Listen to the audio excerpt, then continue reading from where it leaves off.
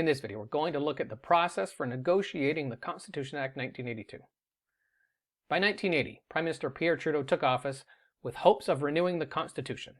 He felt that the Constitution Act 1867 was insufficient, and it did not reflect the realities of modern Canada.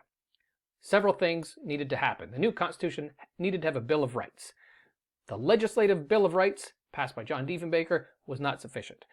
This would ensure that the new Constitution would focus on people and not just governments.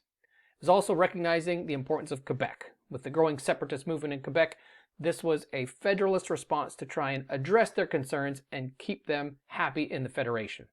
Also a chance to reflect the changing nature of Canadian society and incorporate principles of multiculturalism. And we also needed a domestic amending formula. Those are the priorities for a new constitution. So the process was convened, and actually negotiations began in the early 70s. This is something that Trudeau was mindful of. But by 1980, First Ministers began to negotiate, the Premiers and the Prime Minister trying to find agreement on the different things that they would want in a new constitution. There was resistance by a gang of 8, which was 8 provinces, that didn't feel this was a long enough process that was providing a meaningful consideration of provincial rights. But eventually, over time, negotiations in Ottawa, there was a breakthrough. It happened one night when Justice Minister Jean Chrétien negotiated an agreement in a kitchen pantry, basically. It was a little closet off the kitchen, and they were able to sketch out an agreement that the Gang of 8 could live with. They figured out what the priorities were, what those 8 provinces would want to see in the new constitution, and they hammered out an agreement.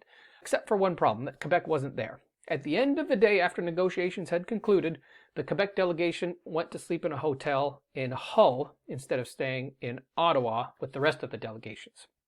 No self-respecting Quebec Premier would sleep in English Canada when they could go across the river and sleep in Quebec. But I think there was a general promise, or at least assumption, that if anything happened overnight, that they would call Quebec and let them know. But that didn't happen. So when Quebec showed up in the morning, they were surprised to find out that an agreement had been reached without them.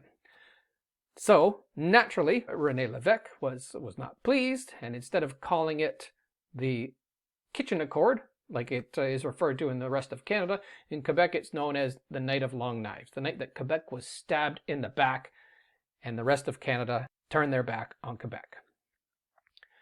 As a result, at the patriation ceremony, when the Constitution was formally adopted, Quebec did not sign. That was a big problem. We had a new constitution, we had a Charter of Rights and Freedoms, we had our own domestic amending formula, but Quebec didn't sign it.